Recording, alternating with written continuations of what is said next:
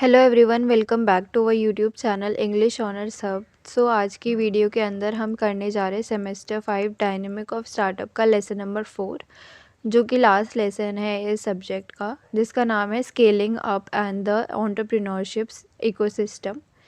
तो बिना किसी देरी के स्टार्ट करते हैं। सबसे पहला टॉपिक है स्केलिंग वेंचर्स। तो स्केलिंग का मतलब होता है अपने बिजनेस को और बढ़ाना बिना ज़्यादा पैसे खर्च किए हुए, अपने बिजनेस को और ज़्यादा एक्सपैंड करना। तो जैसे जैसे स्टार्टअप को बड़ा करते हैं तो उसके लिए हमें ऑर्गेनाइजेशन को रिकन्स्ट्रक्ट करने की ज़रूरत है। मतलब कि सभी मेंबर्स को अपनी अपनी रोल्स एंड रिस्पॉन्सिबिलिटी दे देनी चाहिए। हमें नए डिपार्टमेंट बनाने चाहिए, कंपनी का स्ट्रक्चर बदलना चाहिए, नई टेक्नोलॉजी लेके आनी चाहिए, अच्छा मैनेजमेंट सिस्टम हमारे पास होना चाहिए जिससे कोई भी प्रॉब्लम ना आए और हर चीज़ स्मूथली रन कर सके और एम्प्लॉयज़ भी मोटिवेटेड रहे। एंड दूसरी चीज़ कि हमें नए नए प्रोडक्ट्स बनाने हैं या फिर पुराने वाले को ही और मतलब इम्प्रूव करके न्यू मार्केट में लेके आना है। इसी तरह से हम स्केलिंग कर सकते हैं। तो इसमें पहला टॉपिक है organisational reconstructing and change management. तो जैसे जैसे स्टार्टअप बड़ा होता है तो उनका काम भी कॉम्प्लिकेट हो जाता है, तो इसीलिए हमें ज़रूरत है कि हम अच्छे से प्लानिंग करें। तो दो स्टेप होते हैं इसमें। फर्स्ट है ऑर्गेनाइजेशनल रिकंस्ट्रक्टिंग एंड दूसरा है चेंज मैनेजमेंट। तो इससे स्टार्टअप की मदद होती है कि वो स्मूथली चल सके। तो फर्स्ट है ऑर्गेनाइजेशनल रिकंस्ट्रक्टिंग, मतलब कि कंपनी का सेटअप बदलना। तो जब स्टार्टअप बड़ा होता है तो कंपनी को चाहिए कि वो अपना सेटअप चेंज करे। तो इसके अंदर आता है सबसे पहले चेंजिंग रोल्स एंड रिस्पॉन्सिबिलिटी। तो जो लोग पहले से जॉब पे उन्हें प्रमोशन मिलना चाहिए और नई जॉब्स क्रिएट होनी चाहिए। क्लियरली हमें पूरे सभी एम्प्लॉयज़ को ये बता देना चाहिए कि उनकी जॉब्स क्या है, उनकी रिस्पॉन्सिबिलिटी क्या है, क्या क्या उन्हें करना है, जिससे कोई भी कन्फ्यूजन ना हो और सब चीज़ें स्मूथली वर्क कर सके। एंड सेकेंड है सेटिंग अप फॉर्मल प्रोसेसेस। तो बेटर टूल्स हमें यूज़ करना है, कोई सॉफ्टवेयर अपडेट करना है अपना, जिससे कि काम फास्टर हो सके, ऑर्गेनाइज तरीके से हो सके। सभी चीज़ों को हमें डॉक्यूमेंटेड रखना है जिससे कि कोई भी नया एम्प्लॉय आए तो वो भी समझ सके और अच्छे से काम कर सके। Building strong leadership. तो हमें एक्सपीरियंस मैनेजर हायर करने हैं जो कि बड़ी से बड़ी टीम को हैंडल कर सके। एंड जो पहले से काम कर रहे हैं एम्प्लॉयज़, उन्हें उनकी स्किल्स को हमें इम्प्रूव करना है, उन्हें ट्रेनिंग देके। एंड एक क्लियर मैनेजमेंट सिस्टम बनाना है जिससे डिसीज़न हम बहुत ही आसानी से ले सके, फास्ट ले सके और सभी सेम गोल पे काम करें। नेक्स्ट था चेंज मैनेजमेंट। तो इसके अंदर आता है लोग की एडजस्ट कर पाए जो भी चेंजेस हो रहे हैं मैनेजमेंट में। तो जब कंपनी बदलती है, मतलब बदलती तो नहीं है, कंपनी जब बड़ी होती है तो उसमें बहुत सारे चेंजेस आते हैं और एम्प्लॉयज़ कभी कभी उस चेंज को अडेप्ट नहीं कर पाते। तो वो कैसे अडेप्ट करें उसके लिए फर्स्ट है प्लानिंग अहेड। तो एनालाइज करना है कि कंपनी की ज़रूरत क्या है और एक क्लियर गोल बनाना है हमें, और अपनी टाइम, मनी एंड स्टाफ का अच्छे से यूज़ करना है। क्लियर कम्युनिकेशन, एक्सप्लेन करना है सभी मेंबर्स को कि हम क्या करने वाले हैं, हमारा गोल क्या है, इससे हमारी कंपनी का फ़ायदा क्या होगा। एंड रेगुलरली अपडेट देती रहनी है सभी को। नेक्स्ट है हमें एम्प्लॉय की फ़ीडबैक भी सुनने हैं जिससे कि ट्रस्ट एंड टीम वर्क बढ़ता है। Supporting employees. तो ट्रेनिंग दे के हम एम्प्लॉयज़ को न्यू स्किल्स सिखा सकते हैं एंड जिससे कि वो आसानी से प्रॉब्लम सॉल्व कर पाते हैं एंड उनका कॉन्फिडेंस भी बढ़ता है। मॉनिटरिंग प्रोग्रेस, यानी कि हमें देखना है कि क्या जो चेंजेस हमने किए हैं वो सही से जा रहे हैं या नहीं। कोई भी इशू आता है तो उसे फिक्स करना है, एम्प्लॉयज़ से फीडबैक लेते रहना है, अपने प्रोसेस को इम्प्रूव करना है, और अगर कोई भी हमें चेंज करने की ज़रूरत पड़े तो हमें उसके लिए भी एडजस्ट करना है, हमें फ्लेक्सिबल रहना है। Why this is important. तो ये इम्पॉर्टेंट इसीलिए है जिससे कि स्टार्टअप ईज़िली ग्रो कर पाए, इनोवेशन ला पाए, लॉन्ग टर्म सक्सेस ले पाए। नेक्स्ट है एक्सपैंडिंग प्रोडक्ट लाइन और मार्केट। तो जब स्टार्टअप ग्रो करना चाहते हैं तो दो तरीके से वो ग्रो कर सकते हैं, या तो अपने प्रोडक्ट को इम्प्रूव कर ले या फिर कोई नया प्रोडक्ट लॉन्च कर दे। दूसरा तरीका है एंटरिंग न्यू मार्केट, या फिर दूसरी जगह पे जाके वो बेचे। तो अब हम पहले पढ़ते हैं एक्सपैंडिंग प्रोडक्ट लाइंस। तो हमने प्रोडक्ट को ही न्यू कर दिया या फिर बेटर प्रोडक्ट बना दिया। तो इसके लिए सबसे पहले हमें कस्टमर की नीड को समझने की ज़रूरत है कि कस्टमर को चाहिए क्या, उस हिसाब से हम अपना प्रोडक्ट इनोवेट करेंगे। एंड कस्टमर का फीडबैक यूज़ कर सकते हैं प्रोडक्ट क्रिएट करने के लिए या इम्प्रूव करने के लिए। क्रिएट ग्रेट प्रोडक्ट्स, तो हमें यूनिक डिज़ाइन डालना है और यूज़फुल प्रोडक्ट बनाना है जो कि बाकी कॉम्पिटिटर्स के बीच स्टैंड आउट कर सके, और लॉन्च करने से पहले हमें उससे पहले टेस्ट करना है। नेक्स्ट है प्लान रिसोर्सेज, तो इनफ मनी हमें रखनी ही है और स्टाफ चाहिए हमें नया प्रोडक्ट लॉन्च करने के लिए, और मटेरियल एंड डिलीवरी हमारी स्ट्रॉन्ग होनी चाहिए जिससे कोई भी डिले ना हो। एंटरिंग न्यू मार्केट, अगर हम नए मार्केट में जा रहे हैं मतलब दूसरी जगह में जाके सेल कर रहे हैं, तो हमें सबसे पहले बहुत सारी जगह के बारे में रिसर्च करनी है, कहाँ पे हमारा प्रोडक्ट चल सकेगा, मार्केट का साइज़ क्या है, वहाँ पे कंपटीशन कितना है, सक्सेस रेट कितना है, वहाँ के लोकल कल्चर के बारे में, लॉज एंड कस्टमर प्रेफरेंस के बारे में जानना है। अडेप्ट टू द मार्केट, उसके बाद हमें लोकल टेस्ट के हिसाब से अपना प्रोडक्ट एडजस्ट करना है, या हम किसी लोकल बिजनेस के साथ पार्टनरशिप कर सकते हैं सेलिंग एंड डिस्ट्रीब्यूशन के लिए। प्रमोट एंड सेल, तो टारगेट मार्केटिंग हम यूज़ कर सकते हैं जिससे कि लोग हमारे प्रोडक्ट को जाने। ऑनलाइन स्टोर सेटअप कर सकते हैं या फिर वहाँ के लोकल सेलर के साथ काम कर सकते हैं जिससे कि वो हमारा प्रोडक्ट बिकवा दे। एक्सपैंडिंग का फ़ायदा ये है कि ज़्यादा इनकम जनरेट होती है, ज़्यादा हमें कस्टमर मिल जाते हैं, बिज़नेस स्ट्रॉन्ग बनता है और ग्रोथ भी ईज़िली हो पाती है, लॉन्ग टर्म सक्सेस हमें मिल पाती है। नेक्स्ट टॉपिक है harvesting mechanism and exit strategies. जैसे स्टार्टअप ग्रो होने लगते हैं तो फाउंडर्स एंड इन्वेस्टर चाहते हैं कि उन्हें और ज़्यादा रिवॉर्ड्स मिले उनके हार्ड वर्क के लिए। ऐसा उन्हें एग्ज़िट स्ट्रैटेजी के थ्रू मिल सकता है, जैसे कि मर्जर्स, एक्विजिशन और आईपीओ। इसको हम अभी डिटेल में पढ़ेंगे। इंपॉर्टेंट स्टेप्स क्या है एग्ज़िट स्ट्रैटेजीज़ के लिए? फर्स्ट है बिजनेस एवेल्यूएशन, मतलब कि हमारी स्टार्टअप की वर्थ कितनी है, एंड नेगोशिएशन स्किल्स, मतलब कि हमें बेस्ट डील मिले।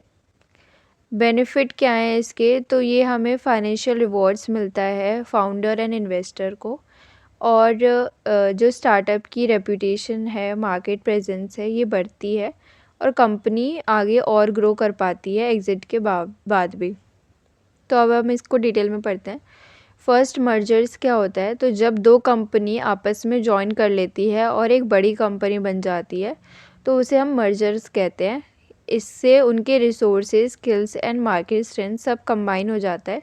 इसका बेनिफिट ये है कि जो नई कंपनी बनती है वो और स्ट्रॉन्ग हो जाती है और कॉम्पिटिटिव हो जाती है, इससे कि उनकी एफिशिएंसी भी बढ़ती है और उनके कस्टमर्स भी बढ़ते हैं। फॉर एग्ज़ाम्पल, एक साइबर सिक्योरिटी कंपनी ने मर्ज कर लिया क्लाउड सर्विस फर्म के साथ, जिससे कि अब वो बेटर डिजिटल सिक्योरिटी सोल्यूशन दे पाएंगे।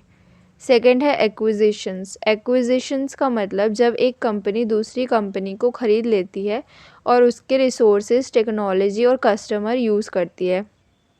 इससे कस्टमर्स उन्हें मिलते हैं और फ्रेश आइडियाज़ एंड टेक्नोलॉजी मिलती है। एग्ज़ाम्पल, एक ई कॉमर्स कंपनी ने एक स्टार्टअप ख़रीद लिया जो कि ऑनलाइन पेमेंट सोल्यूशन देता था, जिससे कि वो अपनी शॉपिंग बेटर बना पाता है। थर्ड है इनिशियल पब्लिक ऑफरिंग यानी आईपीओ। तो जब एक प्राइवेट कंपनी फ़र्स्ट टाइम अपने शेयर्स पब्लिक को बेचती है तो वो आईपीओ कहलाता है। इसका बेनिफिट ये है कि उन्हें ज़्यादा फंड मिल जाते हैं इन्वेस्ट करने के लिए, ग्रो करने के लिए और अपनी डेब्ट चुकाने के लिए।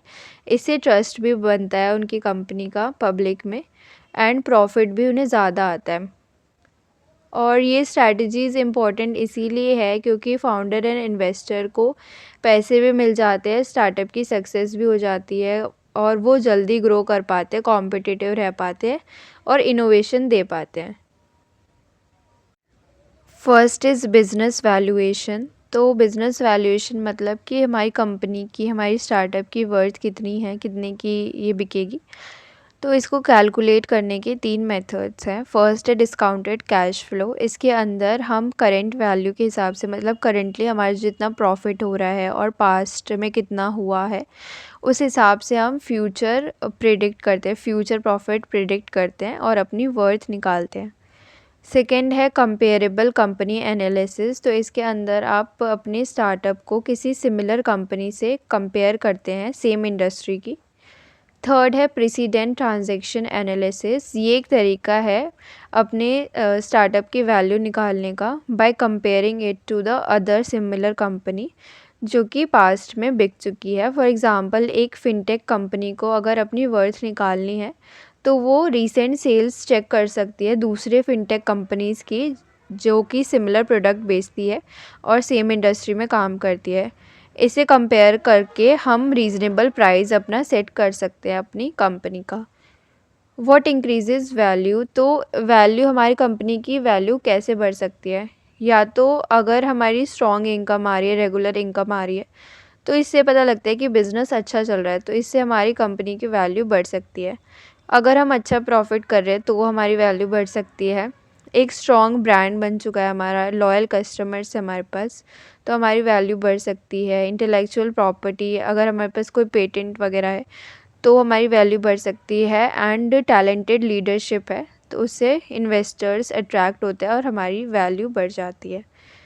नेक्स्ट है नेगोशिएशन टैक्टिक्स। तो नेगोशिएशन मतलब कि अपनी कंपनी के लिए बेस्ट डील लेना, एग्ज़िट स्ट्रैटेजी के लिए, एग्ज़िट करने के लिए।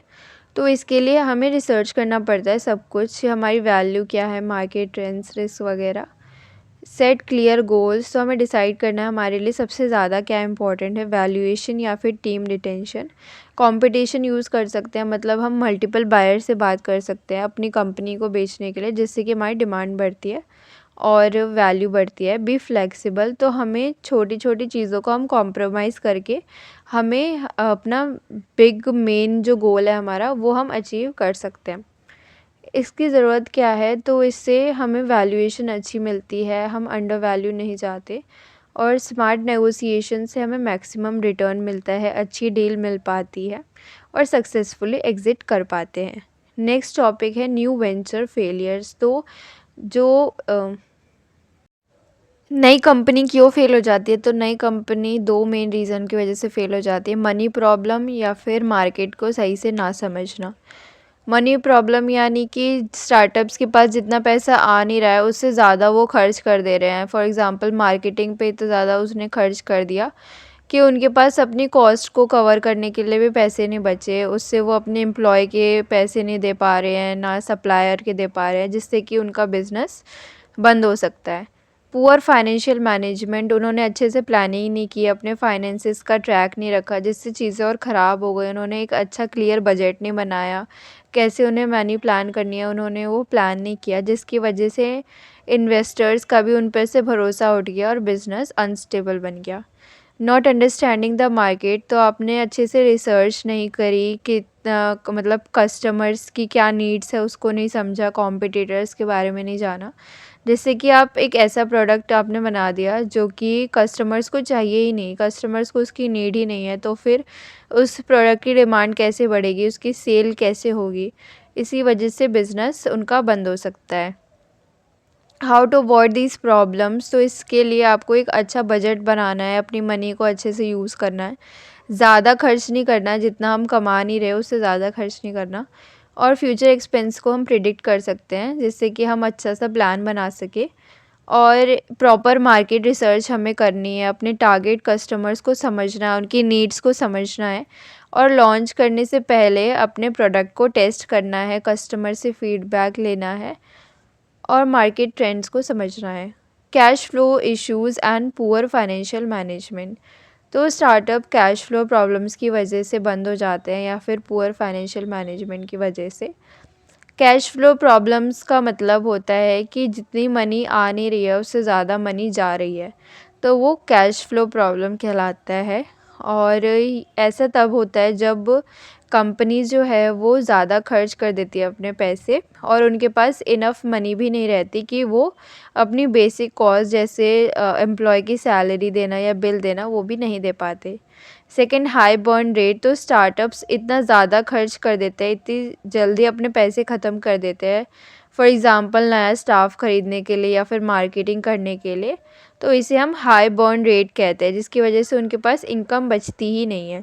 इसका इम्पैक्ट ये आता है कि जैसे जैसे और कैश फ्लो प्रॉब्लम बढ़ती है तो वो अपने बिल भी नहीं भर पाते और उनका बिज़नेस बंद हो जाता है। तो इसका सल्यूशन ये है कि स्टार्टअप्स को केयरफुली अपनी मनी को देखते रहना है, ओवर स्पेंडिंग से बचना है, एंड सेकंड है पुअर फाइनेंशियल मैनेजमेंट। तो एक अच्छी फाइनेंशियल मैनेजमेंट बहुत ज़रूरी है, एक अच्छी प्लानिंग ज़रूरी है जिससे आप अपनी मनी हैंडल कर पाएँ।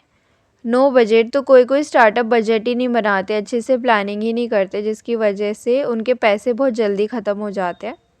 No financial forecasting, startups plan ही नहीं करते फ्यूचर मनी नीड्स के लिए, और जिसकी वजह से बस जितना वो कमाते हैं उतना खर्च करते जाते हैं। इसकी वजह से उनके पैसे बहुत जल्दी ख़त्म हो जाते हैं। पुअर मैनेजमेंट की वजह से वो इन्वेस्टर्स को भी अपने पैसे नहीं दे पाते, उनके पास अपॉर्चुनिटीज़ भी नहीं बचती और बिज़नेस बंद हो जाता है। तो इसका सॉल्यूशन ये है कि अच्छे सा बजट बनाए, सारी चीज़ें को ध्यान में रखते एक प्लान बनाए, रेगुलरली अपने फाइनेंसिस को ट्रैक करते रहें। ये सॉल्यूशन इसीलिए ज़रूरी है जिससे कि वो फाइनेंशियली स्टेबल रहें, ट्रस्ट बिल्ड कर सके इन्वेस्टर्स के बीच एंड अच्छे से ग्रो कर पाएँ। इनएडुकेट मार्केट रिसर्च और डिमांड, तो स्टार्टअप्स फेल इसीलिए भी हो जाते क्योंकि वो इतनी रिसर्च ही नहीं करते मार्केट की। इनएडुकेट मार्केट रिसर्च, तो मार्केट रिसर्च का मतलब है अपने कस्टमर्स को समझना, कॉम्पिटिटर्स को समझना, इंडस्ट्री को समझना अपने प्रोडक्ट को लॉन्च करने से पहले। अगर स्टार्टअप ऐसा नहीं करते तो प्रॉब्लम्स क्या क्या आ सकती है, इससे वो ये नहीं समझ पाएंगे कि कस्टमर्स को चाहिए क्या, और वो ऐसा प्रोडक्ट बना देंगे जो कि कस्टमर्स को उसकी ज़रूरत ही नहीं है और उसकी डिमांड नहीं आएगी और उनकी सेल भी नहीं होगी। तो ये प्रॉब्लम इसी वजह से है क्योंकि फिर उनकी डिमांड ही नहीं बढ़ेगी और सेल भी नहीं हो पाएगी। तो इसीलिए हमें सर्वेज़ एंड इंटरव्यूज़ करने चाहिए लॉन्च करने से पहले कि हमें हमारे कस्टमर्स को चाहिए क्या, उनको हम स्टडी करें जिससे हम एक अच्छा प्रोडक्ट बना सकें जो कि कस्टमर की नीड को पूरा कर सके। लैक ऑफ मार्केट डिमांड, तो कभी कभी स्टार्टअप अगर रिसर्च करते भी है तो वो अच्छे से रिसर्च नहीं कर पाते, वो अपनी डिमांड के बारे में पता ही नहीं लगा पाते कि उनके प्रोडक्ट की कितनी डिमांड हो सकती है। फॉर एग्ज़ाम्पल उन्होंने समझ लिया कि मार्केट बहुत बड़ा है और उन्होंने बहुत सारे प्रोडक्ट बना दिए, बल्कि मार्केट बहुत छोटा सा था एंड इसी वजह से उनकी इतनी डिमांड नहीं आई और स्टार्टअप की सेल्स भी उतनी नहीं हो पाई, जिसकी वजह से जो उनका जो पैसे थे वो भी वेस्ट हो गए। तो इसका सॉल्यूशन ये है कि सबसे पहले हमें अपने प्रोडक्ट को टेस्ट करना है और प्री ऑर्डर्स हम ऑफ़र कर सकते हैं, स्मॉल स्केल पे ही हमें लॉन्च करना है अपना प्रोडक्ट। कस्टमर का फीडबैक ले सकते हैं प्रोडक्ट को इम्प्रूव करने के लिए। तो इनको सॉल्व करना बहुत ज़रूरी है क्योंकि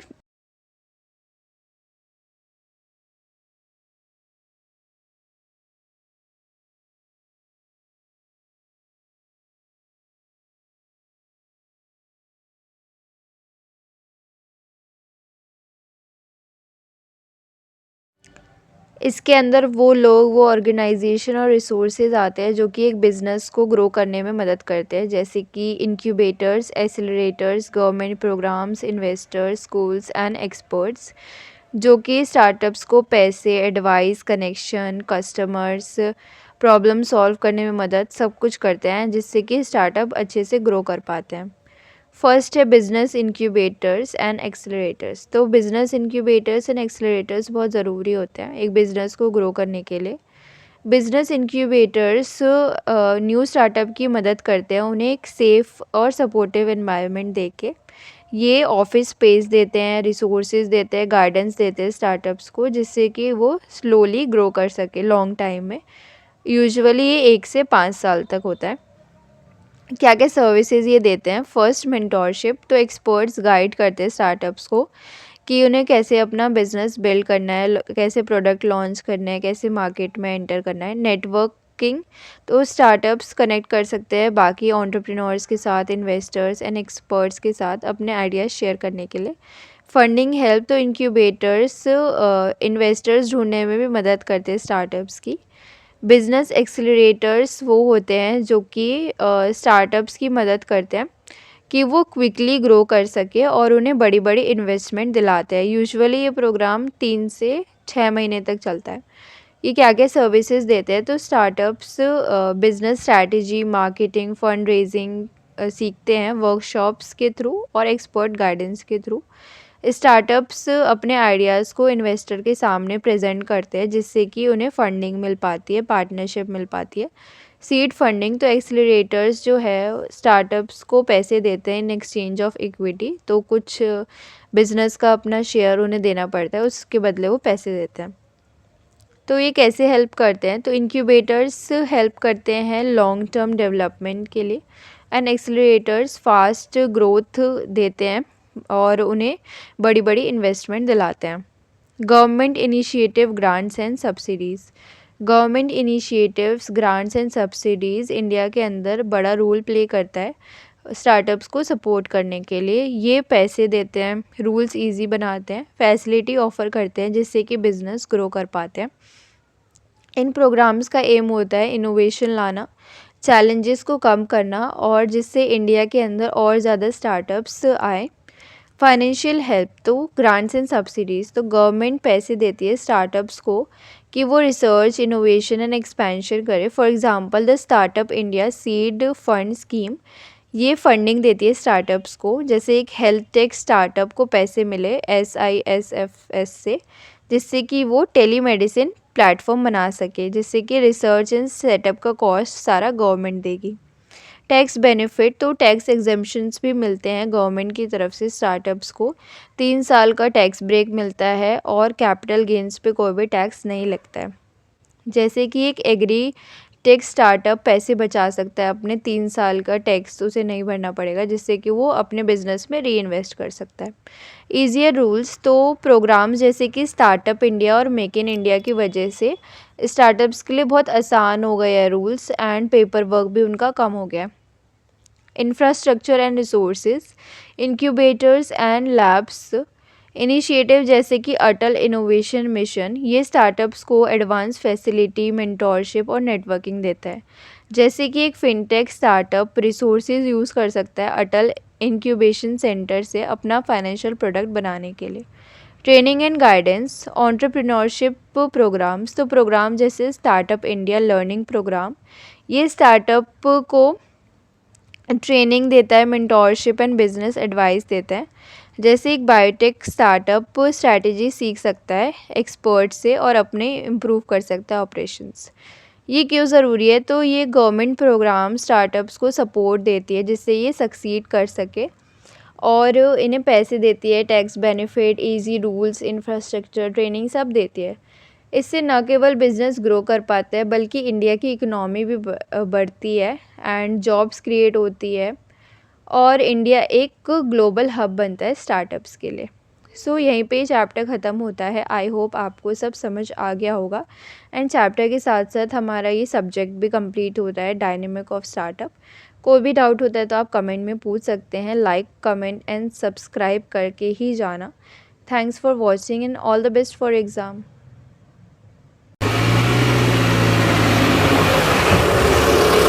खत्म। Bye bye, tata, good bye.